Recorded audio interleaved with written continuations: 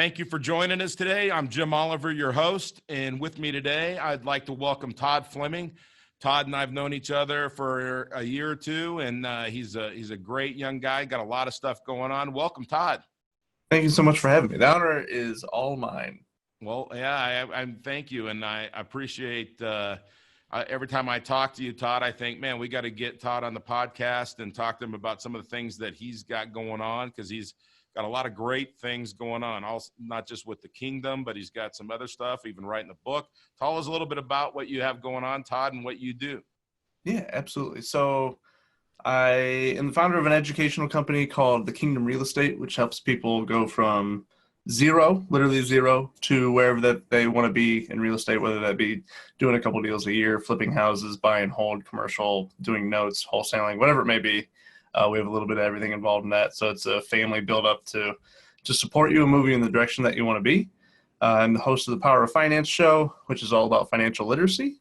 And I have, my first book actually just went #1 on Amazon in real estate. So that's pretty cool. That's called If You Can't Wholesale After This, I've Got Nothing For You. The second book is coming out holiday season of 2018.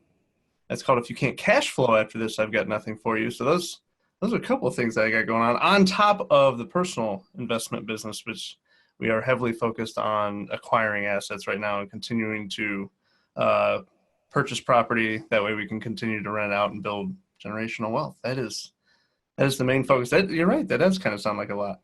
It does, but you know what you said, what I really like is you said, I'm building assets. Now, that's not what we're taught to do in school. So give the audience a little background on you. We can see in the back there that you like baseball and you're maybe from Akron because we got the jersey back there and everything else. But tell us a little bit about your background. Are you from Ohio? Tell us a little bit about it. Yes, I'm from Northeast Ohio. I am a slight baseball fan. I have like 80 or 90 hats on my wall right now for anybody that can't see. Basically, you walk into my office, it looks like a lid store. Yeah. That's all. I've always wanted that, and I just keep adding to it. I am a hat guy, so I wear a different hat every day. And I went to the University of Akron, played baseball there. So my dream was to always play professional baseball. And when that didn't happen, I was really lost. So basically, I never got bigger than what a lot of people do in high school. So I'm 5'11", like 160 pounds soaking wet. So when I was a pitcher, I never really got to that next level of being size and throwing hard enough. So when the dream of playing professionally didn't work out, I had to figure out what to do for myself. Naturally, what I did was I went and got a job, got really, really in debt, financially crippled myself because I didn't know any better, and then had to find a way to adapt out of that and change my life because I was going down a path that was not good. There's nothing wrong with being an employee whatsoever, but I was being an employee of things that I didn't enjoy doing. I didn't enjoy what I did day to day. I was in financial distress. I didn't understand how currency works. Notice I didn't say money, I said currency. I didn't understand how capital worked, anything like that, or how to put it to work for me. So I really put myself in a situation where I had to make $100,000 a year to make the minimum interest payments on my debts. Wow. Yeah, that makes me say wow just thinking about it too. So that's actually where I started. So people usually ask me, like, how did you become somebody who wanted to educate others on financial freedom? Why do you think your purpose is to end financial suffering? What triggered you to learn about finance and how money really worked and how you could create freedom? And it was from 100% pain. That's where it came from. Right. It's funny. There's a great quote that says, pain's taught me a lot, but pleasure's never taught me anything. And, I know Tony Robbins says we're motivated by two things, pain and pleasure, and pain's stronger. But I think that other quote is better because pain is what molds us. But when, we really don't learn anything from pleasure. We really have to have the pain. And kind of the way that I look at it is it's like a silversmith back in the day with a big tub of silver, and they're heating up the silver and they're sifting away the bad parts of the silver until the silver becomes so pure that they can see themselves in the vat of silver. So we have to have that. And even in the Bible, in James, he says, be thankful for the adversity that God puts in your life, because that will mold you. And so it did mold you. And, one thing you're saying, and I want you to talk a little bit more about, is you're talking about what you have to do for yourself. You educated yourself. Mm-hmm. So talk about kind of your path there. Yeah, once I got to a certain pain threshold, it was really decision time.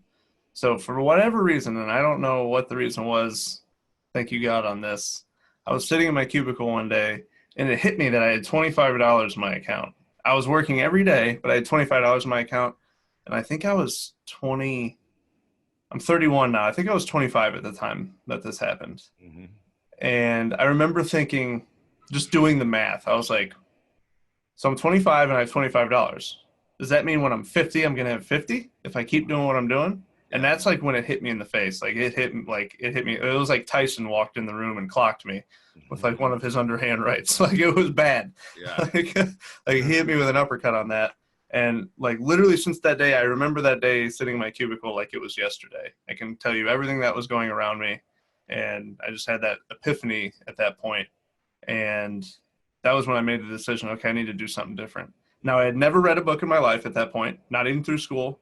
You're going, hey, you were in college, you played college baseball. Right. I didn't go to class, and I didn't ever buy a textbut. You must have been a good player. No. I was that guy. So, yeah, everyone asked me, like, what'd you major in? Eligibility is what I was majoring in. I was simply there to play baseball. That was it. Yeah. And so I went and bought a handful of books, and you would probably recognize all of them. The one that you probably talk about the most is Rich Dad Poor Dad. That was one of the ones. Yep. A big one that I read was Think and Grow Rich. Absolutely. And then I think one of the best books ever written, and one of the ones that has most spoken to me, is called The Richest Man in Babylon. Yep. So I read that one, and that's the one that spoke to me the most. Yep. Yeah, that one spoke to me the most because I realized like I can have literally these principles in place, and if I just practice these principles, things will get better. So I started to do that. And at that point I didn't have real estate. I didn't have anything of my own. I just was trying to improve my situation. Later, real estate didn't come until later. I tried 8 different things before real estate that also didn't work out. but you learn from your failures, right? I mean, that's what every successful person says. So thinking about these books, by the way, have you read As a Man Thinketh, James Allen, back in 1902? Oh yeah, absolutely. It's sitting on my shelf next to me right now. Yeah, I was going to say you could read it while we were in the time that this podcast is on, because it's like 27 pages or something. Yeah. It's the greatest short book that I've ever read in my life, and it's so true though. If we let negative things in our mind, then we start to cultivate negative things. If we only as soon as we start to think negative, and we start to put positive thoughts in our minds, then we'll start to cultivate positive thoughts, and positive thoughts become positive actions, which become positive results. So The Richest Man in Babylon, the book that I think is kind of the richest man in Babylon for the business owner is Profit First a little bit. It has some similarities. Have you read that? Mm-hmm. Yeah. Very principle-based, very actionable. That's the stuff that I love. That was a huge inspiration for how I wrote my book, actually. Really? And if you would have said, I would 2 years ago, if you would have said, you're going to write a book and it's going to be wildly successful and you're going to write a second one, like, I would have never believed you. That goes back to what you were saying earlier is you learn from pain. Yeah. So I've learned that there's different tiers of responses or different tiers of consequences. Yep. So it seems to be, I think they talk about this in the Bible, and a really good book that I'll probably mention later is Principles by Ray Dalio. He speaks on this. Yeah. That when you adopt pain or discomfort first, the result of adopting pain and discomfort is actually comfort. So if you go to the gym, what are you doing? You're putting yourself through pain because going to the gym is painful. It's uncomfortable. You're adopting that. And the result of that is you feel good, you look good, you're healthier. Yeah. You're more energetic. Like there's nothing but good after the pain. Meanwhile, if you eat a cupcake, you're adopting comfort by eating the cupcake. And what's the result after that? You feel bad. You don't look as good. You're not as healthy. So in doing that, when you're saying pain is the teacher, I've actually started to look for discomfort or look for the uncomfortable moment and using it as a signal that maybe that's the thing I need to go after and do. So when I was a part of a business challenge, one of the things I was looking at to set myself aside was I'm going to write a book. Nobody else is going to write a book. Right. I could never write a book before. Like I was never a good writer in school or anything. And I sat down and talked about something that I was passionate about and it resonated with people. And man, it's really worked out. But that is 100% from adopting the discomfort of, I don't know how to publish it. Right. I had no idea how to publish it at this point. Now I do. Now I have the team in place to do it. No idea how to publish it. I have no idea how people would take it. I have no idea what the reviews would be. I didn't know if it would sell a single copy. That would be awfully painful. So by adopting all of that and doing it anyways has resulted in quite the experience. That's awesome. So you got what was the first book called again?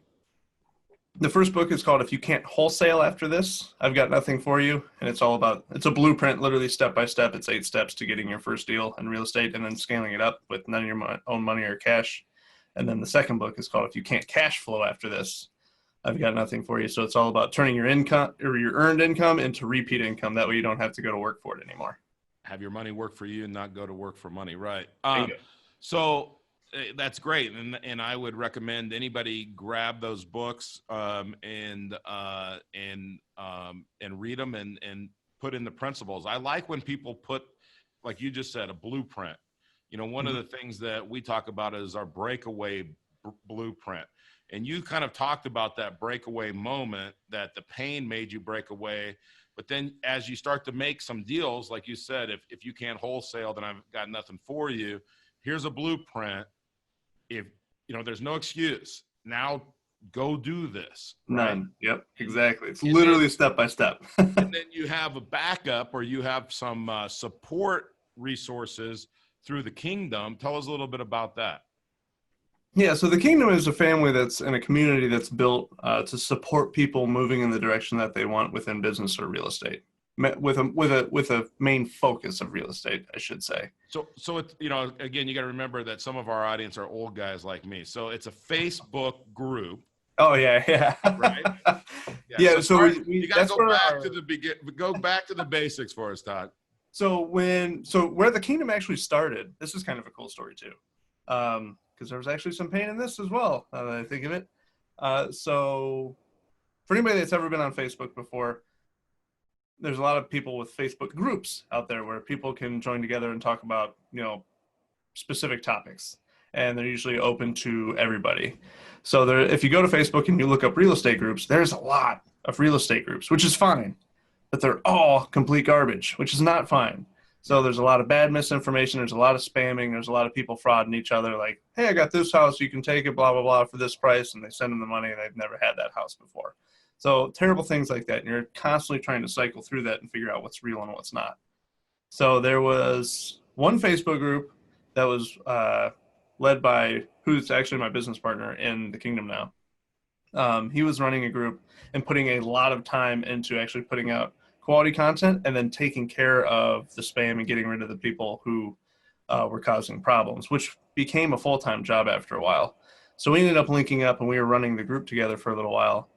And that's when I discovered, I decided on the idea that what if we had something that only had the core people that really truly cared, that were taking the action on their lives and wanted to change it and taking the action on their business. So I was like, the only way to eliminate all the problems with the spam is to not make it free. Right. You put a small fee behind it. Anybody just looking to spam and take from people, they aren't going to give, right? They're not going to give the $45 a month or whatever it was at the time, the $50 a month at the time, to be a part of the community. So it literally started as a $50 a month Facebook group and turned into something with literally step-by-step guides on wholesaling, buy and hold, commercial, residential, owning debt, which is, retail notes, owner finance, creative finance, financial literacy. I mean, literally trainings on all of that, which might sound overwhelming, but it's all organized in a way that it walks you through it step by step. And you have mentors and community members that you can trust and look up to and get your questions answered. And you can be in the community at any time. So that's literally what it's been built into. So our main meeting place is Facebook group, but we actually have 4 live. We call it Kingdom Connect. We have 4 live Connect meetings now per year where we actually get together. We were just in Arizona. We were in Ocean Isle, North Carolina before that, and we're going to be in Charlotte next. And we have some pretty big plans for that. So we're actually getting everybody together in one big mansion and then doing education and we had a life coach there. I mean, we're trying to take care of everybody as much as possible to get them to that next step. That's awesome. I mean, you know what I really love is one of the things that people talk about is, you know, I've heard this my whole life. I'm 53 years old, but I've been in business and I've been in wealth management and in the financial services industry since I was 22. And I've owned a lot of different businesses, own a lot of businesses now. But I always hear this: I'm too young, or I'm too old, or I don't have enough money, or I don't have, I mean, there's all these excuses to actually getting out there. And you said something, you know, what I love about you and Matt Anderson and some of the other people that we have on here, and, you know, we're going to have to get some old guys on here to kind of balance that out. You know, the guy that says, hey, I'm 60, I can't start breaking away from the herd now. I'm on the truck going to the slaughterhouse. I might as well just, you know, follow through on this. Is that, you know, you're never too young, you're never too old to do the right thing and to break away and take control of your life. So, you know, if you could communicate one principle or idea to people, what would it be? Just one. Financial freedom is 100% a choice. Yeah. I believe that wholeheartedly. I have an entire business based on it because of the belief in it. Yeah. And it's simply following a blueprint of financial principles and steps to get you there. And the other problem is people think like, oh, I don't have 30 years to do that. Well, one, it doesn't take 2 or 3. Like, you can be financially free in a couple of years. Yeah. And if you do, though, I mean, if you really take off early, it might even be sooner than that. It's 100% possible. Right. I've seen people do it in the real estate realm in a couple of deals. It's not super common, but like in the business realm, just a lot of people even have income now that they don't even understand how powerful it can be. Right. That all they have to do is reroute what it's actually doing, and they would be in a much better situation. So definitely, financial freedom is 100% a choice. You know, we talk a lot about, Todd, is getting money to flow to you instead of away from you. And it's just basically some of the things you just said. And people just have to understand, all you got to do is turn that flow a little bit, and then it'll gain momentum, and then it'll gain velocity. And pretty soon you have plenty of money to go do the things. I was working with a company down in Lincoln, Nebraska a couple of weeks ago, and they have doubled their field force, which is in the hundreds, by the way, in the last 3 months. That's no joke. Yeah. $278 million of revenue, I think, so far this year, or that's what they're projecting by the end of the year, $1 billion next year. Now, I'm working towards that. That's where I'm headed. Exactly. That's what I mean. But it starts with having people to coach you and mentor you and show you the way, right? I mean, we could draw up how to go run a marathon right now, but you know what? On the day when it's 12 below zero and you don't want to go out and run, and like the treadmill is boring, you need that coach saying, "Hey, Todd, I'm calling you at 1 o'clock to see how your run went, so you better have it done by then." Or, "Hey, here's the steps." And I don't believe in motivation. I believe that you can't motivate anybody. All you can do is create an atmosphere to where people want to motivate themselves. I've never had a problem with motivation. I grew up very poor. I mean, my dad drove, I was adopted. My adopted parents worked in a factory and drove a trash truck. I wasn't taught about money, but I was never unmotivated. Yeah, but you were never going to be lazy because of that. So I want to mention something with what you just said. You just mentioned that you don't believe in motivation. So motivation, for anybody listening to this, motivation is not real. Yeah. If you only did things when you're motivated to do it, motivation comes after you start acting on something. So that's not motivation. Right. That's actually direction and purpose, right? Yep. So if you're working on something that you believe in, that's purpose and passion. If you're working on something that you don't believe in, it's stress, right? Yeah. So motivation's not real. What is real is habits. Yep. So if you adopt the pain and discomfort of building a new habit, which it sucks, by the way, I'm not telling you that one, it's going to happen overnight, and two, that it's not going to be like super comfortable, because it's not. Yep. Like if you want to get in the habit of going to the gym every morning, those first 60 days are going to be hellacious. But every day after those 60 days, it's going to be the favorite part of your day. You're right. So you have to get other things like that. You have to build things to a point where even if you don't feel good, you're going to be doing it because you're going to feel worse if you don't do it. Right. And that's what it's taken me on my businesses and me in my personal life and my financial life to do. That way I continue to practice the principles that I need to continue growing day to day, even if I'm not having a great day, because nobody's day every day is great, for That's sure. right. Especially if you're in business. If you're in business, just be prepared to be punched in the face daily. Yeah. As an entrepreneur, there may be an hour of the day where you feel like you're going out of business, an hour of the day where you think you're the smartest person in the world. And, and an hour, most of the time somewhere in between there, but you're riding a roller coaster, daily, weekly, whatever. But, something you just said too, the habits, I've been, again, for 30 years in business, I've heard, it takes 21 days to form a habit. Now, I'm not disputing that, but I'm saying it takes 90 days to ingrain that habit in you. At least. Right? Yeah, at least. Right? Because there's a point where it just is automatic. And then when you think about it, whether it's finance or physical or anything else, there's another great little book, and I think it was written by, I want to say James Gray or Jim Gray, and it's called The Common Denominator of Success. And when people ask me, this is my version of that quote is, successful people make a habit of doing things unsuccessful people either can't or won't do. 100% true. I tell people in this business, like in the Create Tailwind business, just to take that part, as you already know, because you're a client, I'm passionate about sharing with people how to do something different financially and break away from the pack. Now, I do it because I love to do that. I love to communicate that with people. I own a factory because I worked in a factory when I was 13 years old. I swung a hammer for 8 hours a day. Now, I would like to say I swung it for 8 hours a day, but that would be a lie, because you can't swing a hammer even if you get good righty and lefty for 8 hours. But there was breaks in there, and you know what it taught me is I don't want to swing a hammer for 8 hours a day. I can't swing a hammer one time a day. So not 1 hour a day, one time a day. I'm terrible at stuff like that. And what's funny is what taught me that I could never do something similar to that was actually my dad. I watched my dad wake up at 4 a.m. and get home at 4 p.m. every day.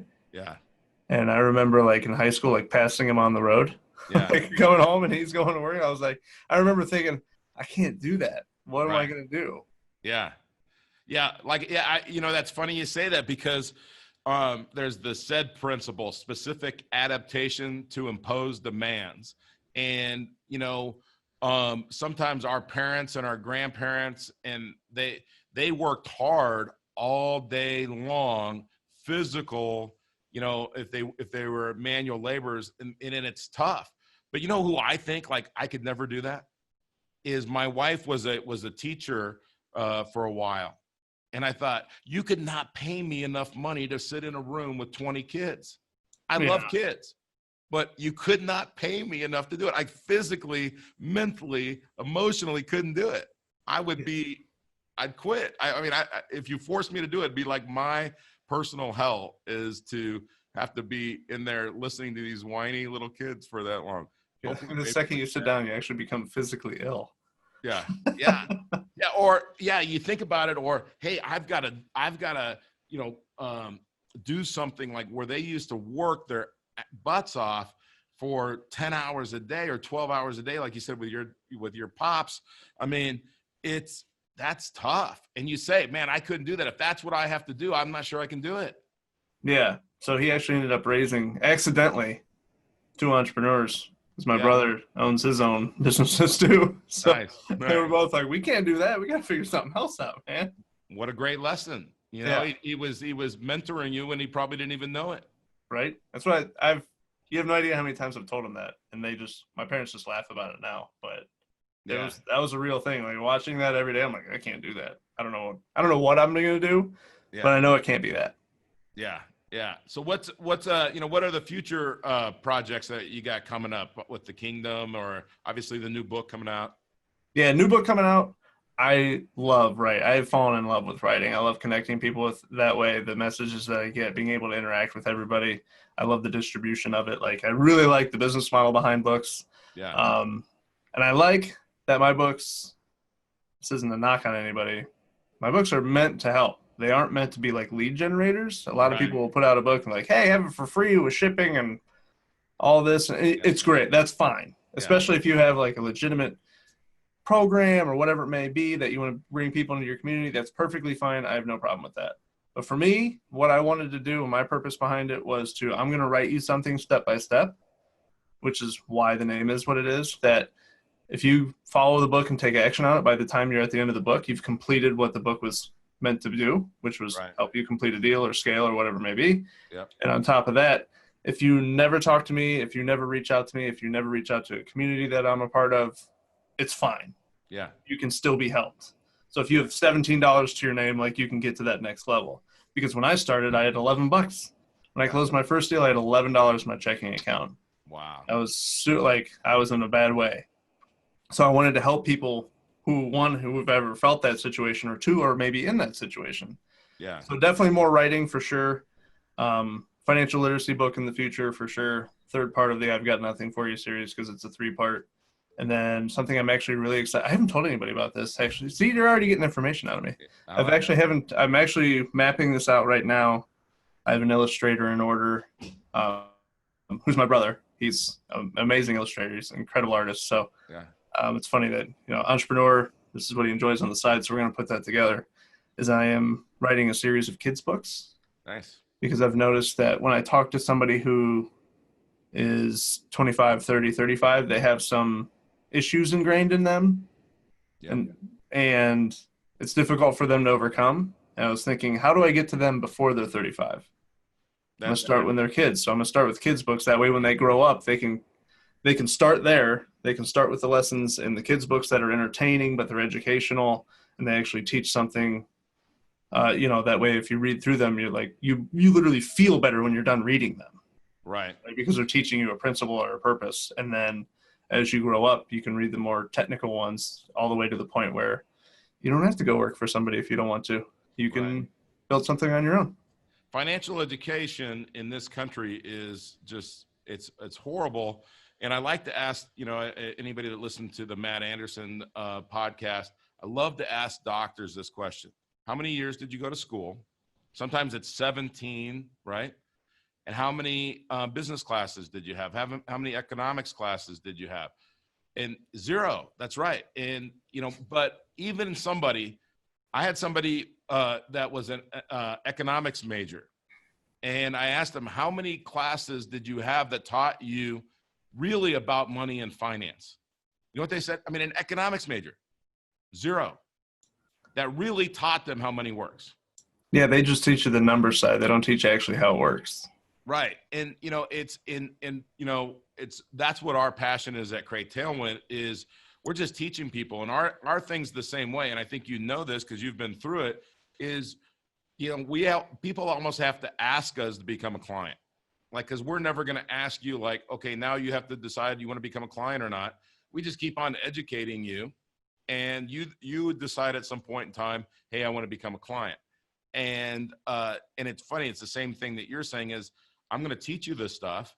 And if you decide you want to implement it, then great. And that you could take it, I love to say to somebody, you can take this higher than I am and more than I've done with it. You could become a billionaire with it, with the same principles that I'm going to teach you and show you, because then it's up to you. It's a participatory sport. And it doesn't hurt that that's what billionaires do too. Our practice, the principles that we're talking about, financial principle number 1, pay yourself. Financial principle number 2, understand and get your bad debt on a plan. Principle number 3, understand value, understand true value, understand that the things that you purchase, it's either going to go down to zero or hold closer to where you purchased it.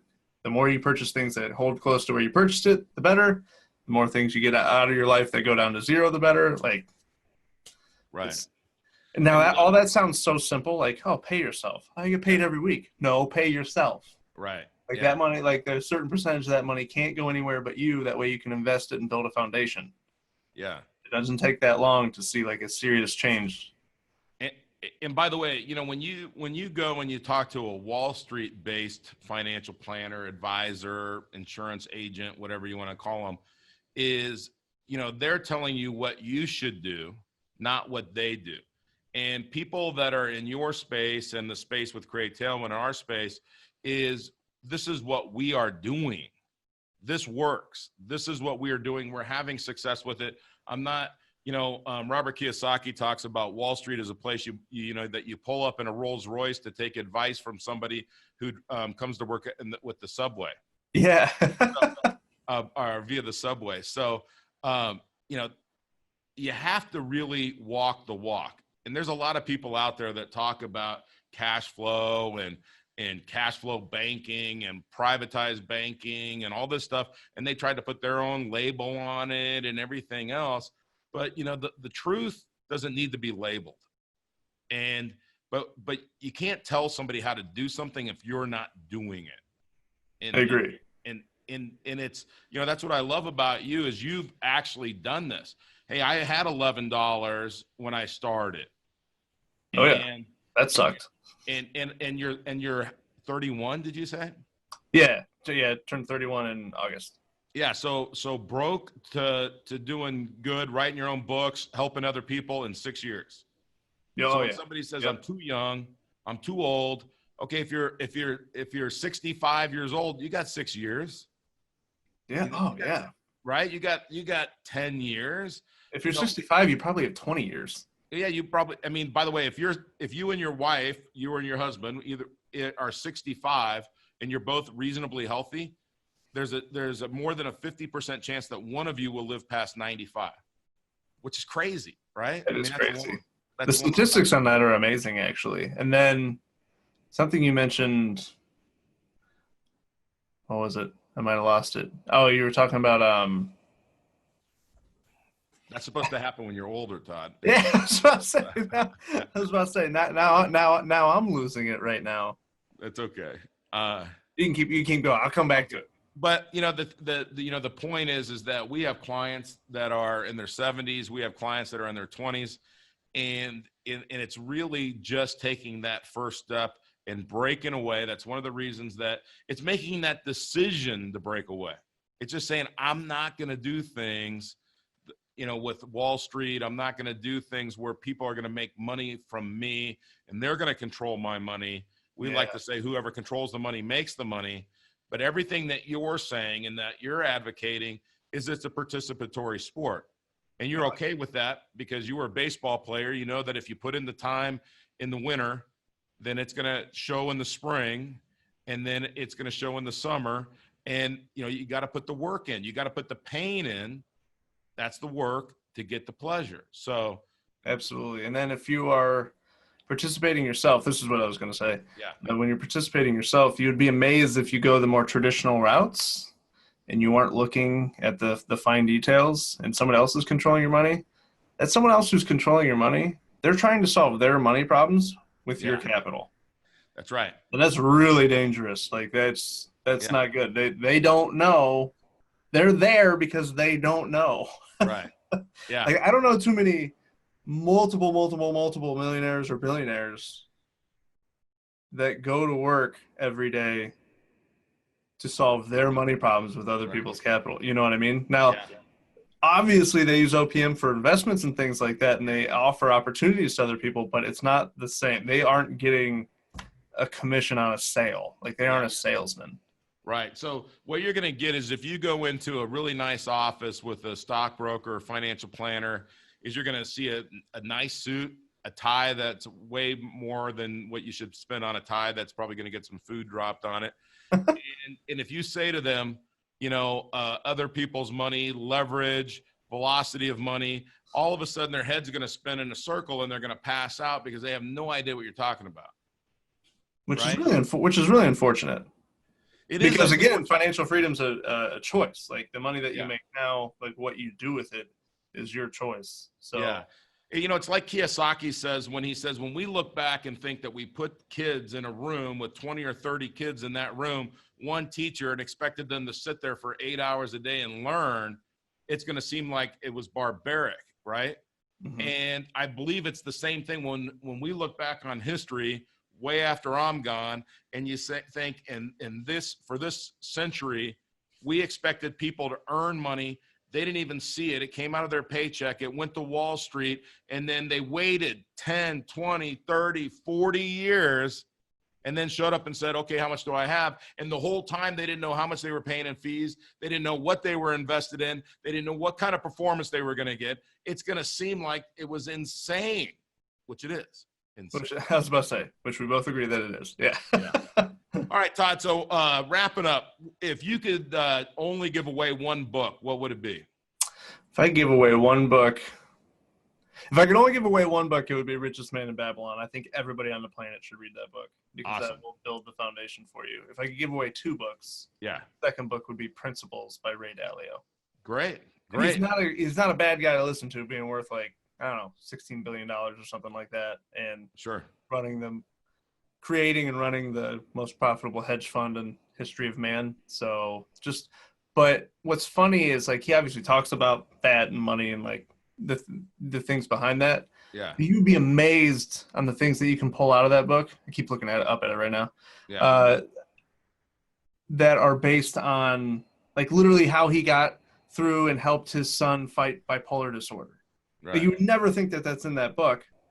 And then you're able to relate somebody to yourself throughout that section. And you're like, this is how I can help, or this is what's actually going on, because you can't see mental health. So you actually don't understand that it's a physiological difference. But once like that actually clicks with you, you're like, oh, this opens up everything. So like, even like little things like that, like that's a far off example, but that's literally in the book. So Right. It's amazing how many people it can touch, and the actionable steps, because we like that, right? Yeah. The actionable steps that are portrayed within that book, because it's insane. I've applied multiple steps out of that book already, and my life has improved tenfold in the matter of the year that I've had the book. You know what's funny about that book is, and I've read the book, is I got it on Audible and I gave it to somebody on Audible, and I don't remember if it's 10 or if it's 16 hours. It's like 22. It's big. It's a 22? big book. It was a big number, right? Yeah. And the person says, I don't have 22 hours to listen to that book.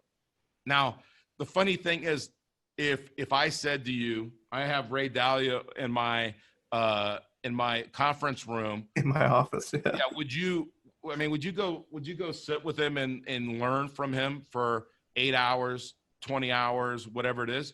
You in 2 seconds you'd have a box of pens and a stack of paper to take notes. And you have that. You have that. I mean, we live in a world where we can educate ourselves, but we have to educate ourselves. Yeah, right? we have to be open to it. That's right. So what do you need when you're educating yourself? Is you need a teacher, you need a coach. And, Todd, I thank you for coming on today and spending the time. And, you're coaching people, you're teaching people through your books, through your website, and remind people how they can, and we'll put a link on createtailwind.com to the Kingdom. But I mean, are you accepting new members to the Kingdom Real Estate Group? Yes, we are right now. Yep. So you can follow me on Instagram at Todd_M as in Michael _Fleming, FLEMING. And so I do a lot of free content on there. I do a lot of principles and training and experience stuff on there. I show you real estate deals and things like that. That way you can get like kind of a day in the life of. I do a lot with that. TheKingdomRealEstate.com, PowerOfFinance.com. Power of Finance is actually switching over to my personal website, so I should just mention that. ToddMFleming.com. That's where that's going to be now. Okay. And then those are the best places to find me and interact and hop on, be part of the community, and improve, and be one of the winners, be one of the shining testimonials and reviews and people that are moving forward that, everyone's going to look up to. Awesome. Well, hey, thank you for taking your time. Like I said, thank you for being a client at Create Tailwind, and thank you for being a friend. I appreciate your time and your advice for everybody and sharing. So have a great day, and everybody go look up Todd. And like I said, we'll put some links on createtailwind.com, and we'll see you next time. Thanks for joining us. Perfect. Thank you, man.